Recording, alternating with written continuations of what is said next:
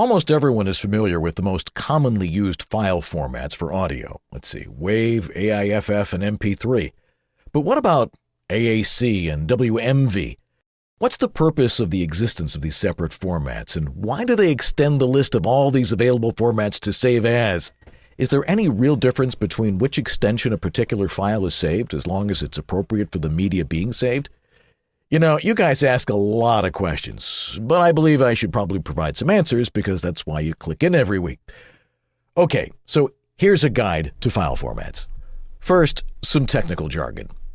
File format, a specific way to encode data that is to be saved as a file. Please note that the file format doesn't do any encoding on its own. The encoding is left up to the codecs. Okay, what's a codec?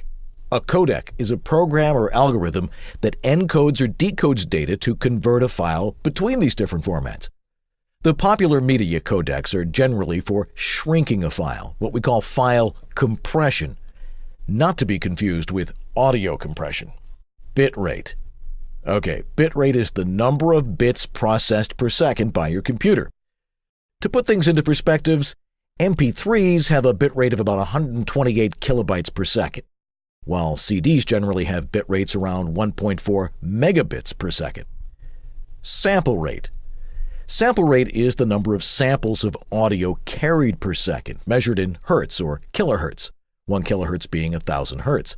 For example, 44,100 samples per second can be expressed as either 44,000 hertz or 44.1 kilohertz. Bandwidth. Now, bandwidth is the difference between the highest and lowest frequencies carried in an audio stream.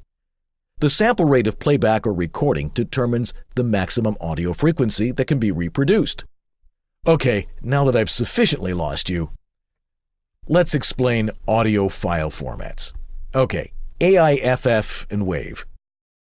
These are both uncompressed, lossless formats, which means it takes about 10 megabytes to save about a minute's worth of audio.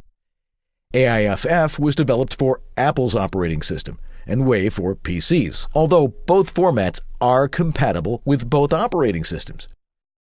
WAV is the format preferred by PC-wielding audiophiles. Mac users are supposed to use the AIFF file format, but guess what? It seems to make no difference. AAC. AAC is Apple's default audio format. AAC is a lossy compression scheme that was developed to replace MP3, but never achieved the prominence that MP3 has with listeners. Some argue that AAC produces the same quality audio at 96 kilobytes per second as an MP3 does at 128 kilobytes per second. But with recent developments in MP3 codecs, particularly lame, MP3s have performed far better in listening tests against AAC than in previous years. Nevertheless, when it comes to a sound quality to file size ratio, AAC beats MP3. But try and tell your clients that. Okay, what is an MP3?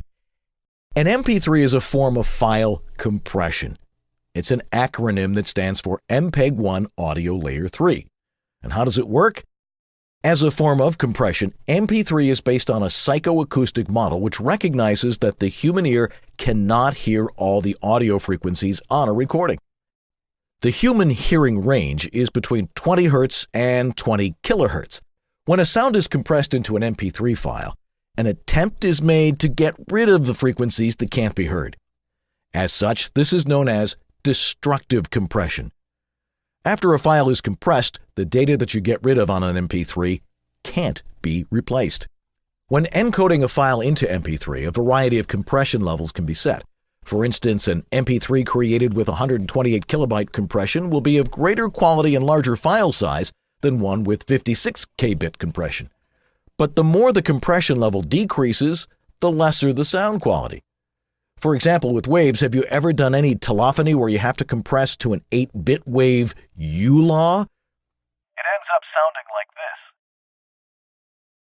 So, why do clients ask for different formats? It depends on the end use and the end user. Even though you now know that any format will probably work on some other video production software that your client may be using, for the most part, they may not and are stuck in their ways of doing things. Although, truth be told, some older programs they might be using may not be compatible. Bottom line, until they figure it out, give them what they ask for. And that's my tip of the week.